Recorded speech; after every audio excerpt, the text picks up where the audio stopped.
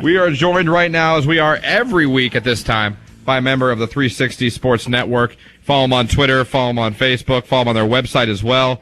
And we got Jason with us. James, with us today. James, how you doing, buddy? I'm doing great. How you guys doing? I'm going to be better here when you help me out in about 1 second.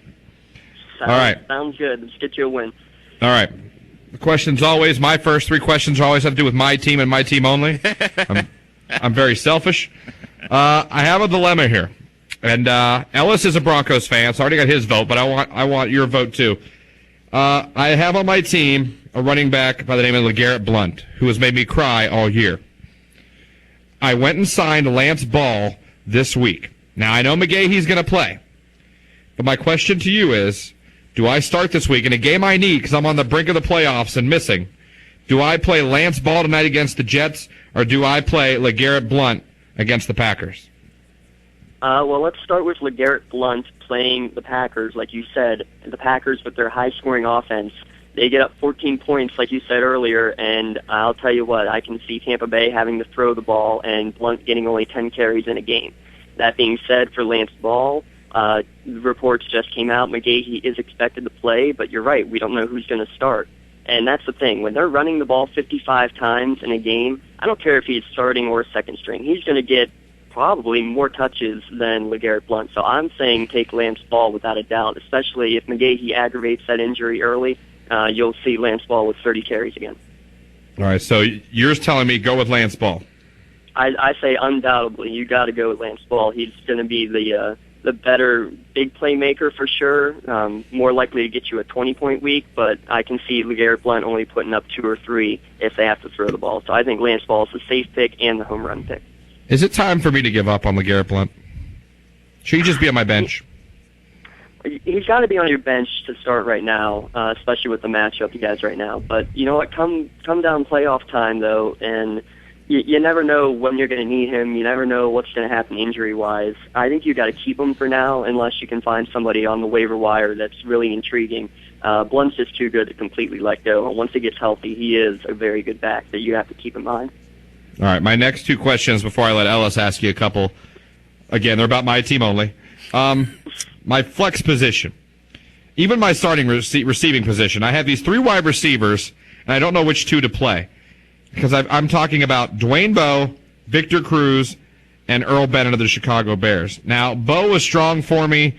He had a bad week last week, and normally I wouldn't be concerned, but now I have Tyler Palko throwing him the football. Do I stick with Dwayne Bowe at my receiver? Oh, of the 3, I think Earl Bennett is a definite starter of the 3. I mean, he's led the team in receptions the last 2 weeks and yards last week, so I think he's good. Dwayne Bowe, you said, is a big risk. And remind me who the third one was? The third one is Victor Cruz against the Eagles. Oh, Victor Cruz against the Eagles.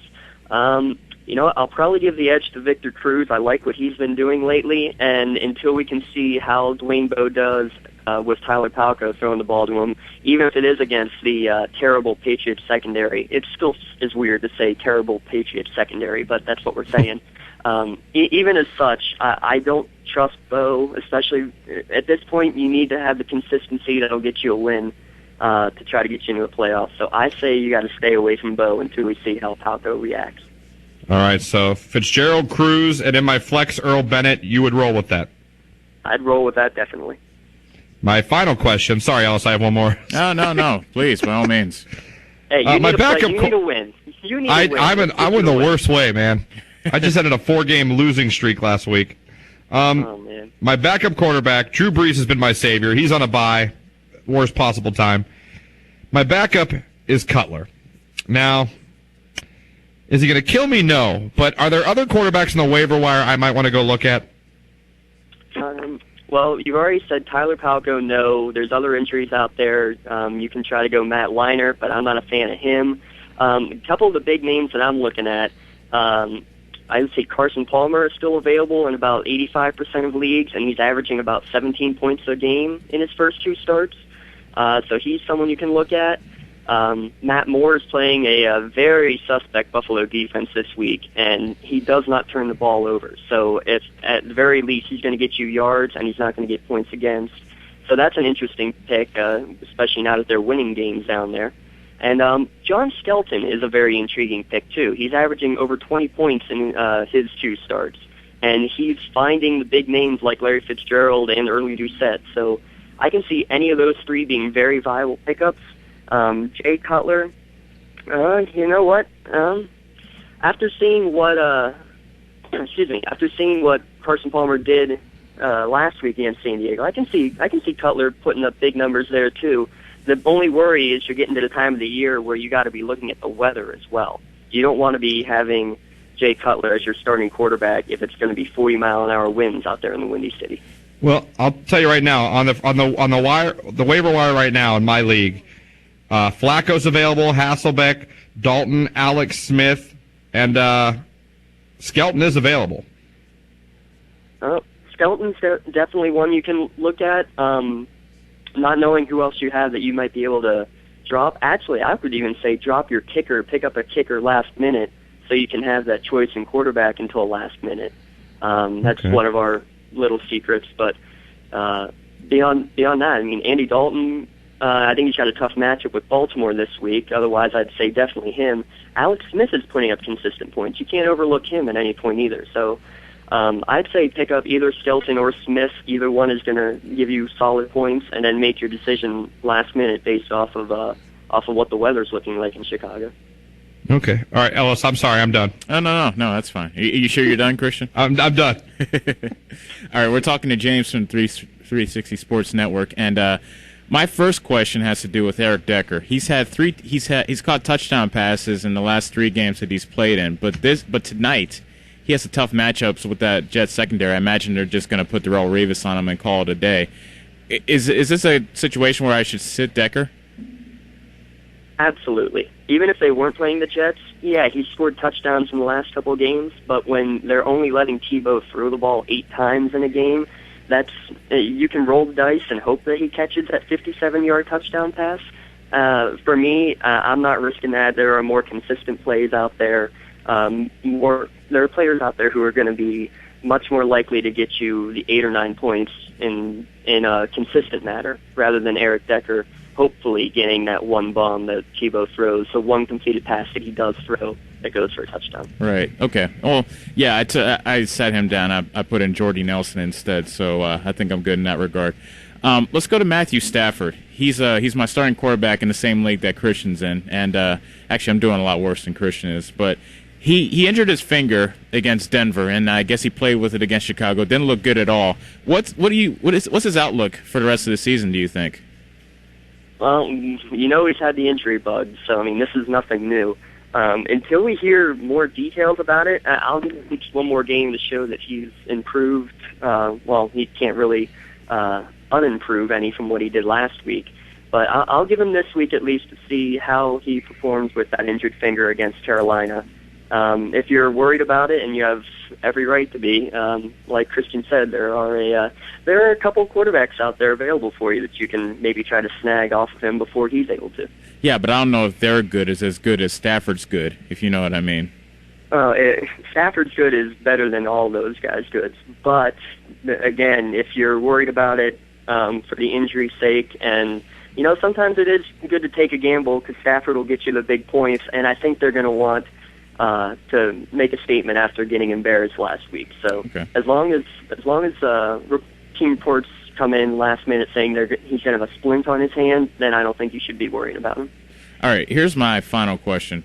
What do you do about Roy Halou? 2 weeks ago against Miami, he had he caught a bunch of passes, had a big game, and then next week he's on the bench, and Ryan Terrain's starting ahead of him. We know that Mike Shanahan is notorious for just starting running backs on a whim back and forth, but this week they have Dallas at home. What do you think about Roy Halou and his outlook? Well, do you have Halou on your roster right now? I do. I do. All right, then I'm going to go pick up Ryan Terrain because no, I'm kidding. You don't know what he's going to do. Shanahan's terrible. Roy Halou has gave me the goose egg last week, so I dropped him. And I should have known better than to pick him up to begin with, because when you don't know what running back's going to do well in a Mike Shanahan offense. So you're better off not playing either one of them because you're going to get hurt. I mean, and that's the same way The Saints wide receivers are the same way. You never know which wideout is going to have the big day. Devery Henderson can go and get 2 touchdowns, 200 yards, and then the next week not even get thrown to. Right. So, I mean, it's the same sort of strategy that, at that point, you're better off not going with any of them because, again, for me, it's consistency. What have you done for me lately? No. What do you do for me consistently throughout the entire year? Okay, but here's the rub, James. I have Beanie Wells on my bench, and I have Mendenhall also, but he's on his bye week. So, would you replace Beanie Wells with maybe Roy Halou then? That's a tough one. Beanie Wells. He has a tough matchup. He has a very tough matchup, and he hasn't been playing well to begin with. And right. that 49ers defense has been pretty stout. I guess Ryan Terrain started last week, so it's Roy Halou's turn this week. That's as much of a Shanahan ideal as you can get. Right. Honestly, I don't trust Halou well enough that I might actually just consider dropping him and getting somebody who's more consistent as a player. And, running backs out there, Lance Ball, you can even look at maybe Kendall Hunter. I never trust whether Frank Gore is going to be injured or not, and especially if they're doing this well, they're going to be giving Frank Gore a lot of rest time down the stretch in what your playoffs would be. So I'd look hard at even maybe a Kendall Hunter, not for this week, but down the stretch as a possible running back. All right, James. Well, appreciate the help. And before we let you go, tell everybody what you do. We are 360 Sports Network. The easiest way to get to us is just by Googling 360 Sports Network. We pop right up on top. We give fantasy football advice. We encourage any and all questions, start 'em, sit 'em, waiver wire. Can't hit everything on the show, so we want you to call and give your information. We also are anything sports that is we feel story-worthy, we're talking about it. We're very heavily into the whole Penn State scandal. I'm currently a student at Penn State, so I am really, really close to home. The handle is at 3S Network. All right, James. Well, thanks a lot for the help. We appreciate it, and we'll talk to you guys next week. All right. Thanks a lot. Good luck in getting playoffs. All right. Thanks.